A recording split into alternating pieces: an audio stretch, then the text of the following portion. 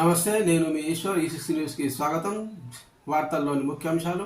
దేశవ్యాప్తంగా బీజేపీ హవా నడుస్తుంది. ప్రస్తుతం బీజేపీ 300 స్థానాల్లో ముందంజలో ఉండగా కాంగ్రెస్ పార్టీ 200 స్థానాల్లో ముందంజలో ఉన్నది.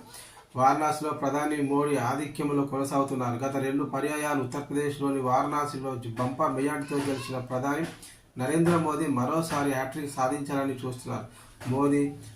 మోదీ ఆధిక్యంలో ఉండడంతో గెలుపు ఖాయమని విశ్లేషకులు చెబుతున్నారు.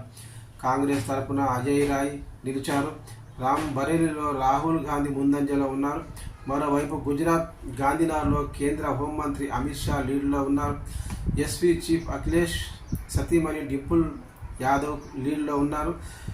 మహారాష్ట్రలో కేంద్ర మంత్రి నితిన్ గడ్కరీ, కర్ణాటకలోని మాండ్యాలో మాజీ సీఎం కుమారస్వామి ఆధిక్యంలో ఉన్నారు.